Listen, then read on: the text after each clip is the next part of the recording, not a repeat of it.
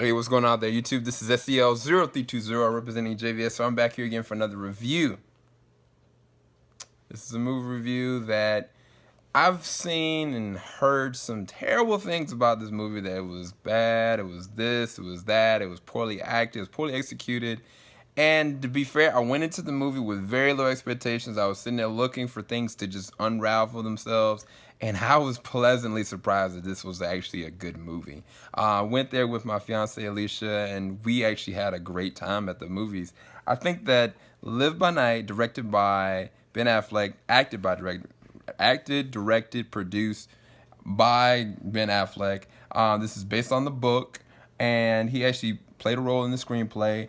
And I mean, you know the man can direct. Argo, The Town, so many great films, Gone Baby Beyond. He can direct a film very well, and his productions are always really on point. Not just that, him as an actor, he's been doing really good. The Accountant was a great film.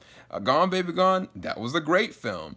And he had a lot to do with it. And I'll say about this film is that if you go into Live by Night thinking that this is going to be your normal gangster movie where you got like this person trying to make it up into the world, and then he gets slowly corrupted down and dragged into the dirt to try to solidify his step to power.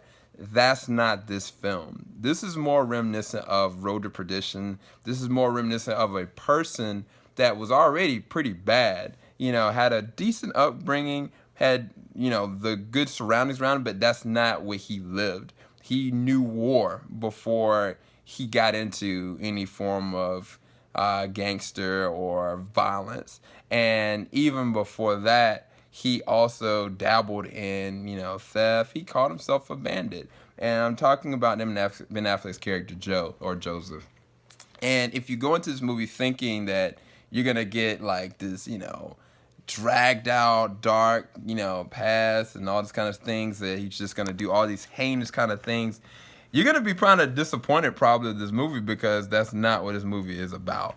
Matter of fact, this is about a dark person going on his road to redemption in a lot of different ways. And it's solidified by certain things that he does in this film with different characters, such as Ellie Fanning's character. Her name was Loretta. Her character, had an interesting thing that happened to her early on, and she just decided to be this devout preacher, that was kind of coming against him and the organization that he was running. And then you've got like Zoe Saldana's character in Graysel. She was working with the industry that he was working with, and then just decided to go on this different level of light. And then all these different other kind of things come into the play. But in the sense of what it does to him as a character, I thought that by the end of the film, I was really surprised by it, and I actually really enjoyed it. It was totally different than what I thought from the trailer. And I'll go ahead and go quick with this. In terms of the production and the visuals, this was on point. Each scene that they had, as far as the car chase sequences, as far as the violence, the violence is not very gory, but it's very on sharp visually, in the sense that if you see somebody getting shot, there is a hollow point here, they are gone.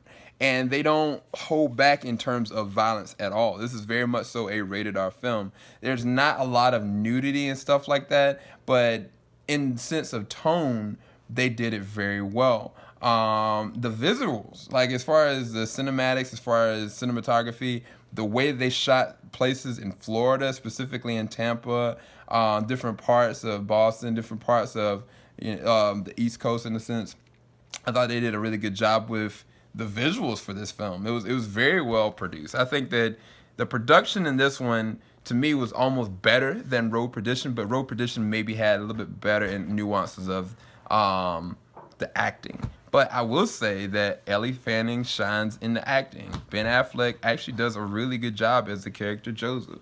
I think that even with Zoe Saldana and Ben Affleck, a lot of people criticize them in terms of their chemistry. The chemistry was a big bulk of the movie, and I actually bought it. I actually appreciated it, because a lot of the things that Ben Affleck's character Joseph was trying to do, he was trying to gain territory based on what was happening around him. And then you got different elements of people that had their own racial bias and their own perspective of certain things. Even the Ku Klux Klan made a a kind of a play in a sense of what he was trying to accomplish, and they were coming against that, and then they were actually saying stuff about his relationship, and it was a lot of things that I actually really appreciated they added in, specifically the dialogue that Ben Affleck's character, from his metamorphosis of his character, I really appreciated it. And it may not have been the best acting, it may not have been the best cinematography, but this was actually a really darn good film. And I think that even Chris Cooper played, the father of Ellie Fanning's character, was a decent cop, and certain actions that Ben Affleck's character does brings him down to this road of darkness. But as I said before, this is not your typical gangster film. It is definitely a love note to those noir and gangster-based films, in as far as the visuals, as far as the way they looked, as far as the action, as far as everything about it. But the story was not that. This is something totally different. And I think that if you go into it thinking that it's one thing, you might be disappointed. I'm just trying to help you understand, to be going into this film with the open mind and have an understanding. This is not a character that is good that goes to darkness, but this is a person already dark and muddled, and they're being shaped by this road that they're put it on. And I think that is very executed very well. I was sitting there thinking to myself, I don't know what to give this movie, because as far as rating, because I can't say it's better than Road to Perdition. Road to Perdition is a classic. It's definitely better than movies like Gangster Squad. What's some other movies that have been in the past that I say? Public Enemy is definitely better than that. So in the past, 5 to 10 years, this might be one of the better ones that's actually come out in terms of gangster films. But it's not necessarily a classic. It's just a good film, and that's really all I can say. And that's all it needs to be. You know what I'm saying? Every movie that Ben Affleck makes doesn't have to be Oscar worthy. It doesn't have to be, this explosive kind of dark, whatever. This just was a good film. And so for me, I give the film an 8.5 out of 10. I highly enjoyed it. I would definitely go watch it again.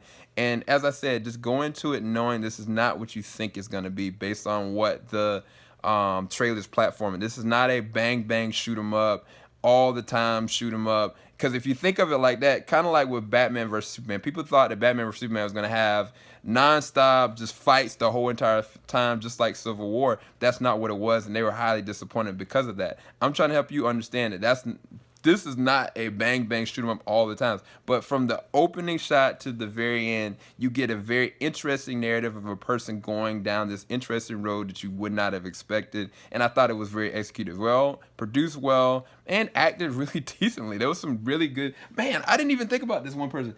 Oh, bro. So I'm gonna show y'all this real quick. So this guy named Chris Messina, this is what he looks like, right, in normal. And this is what he looks like in the film. The guy that's to the left of Ben Affleck, that's him.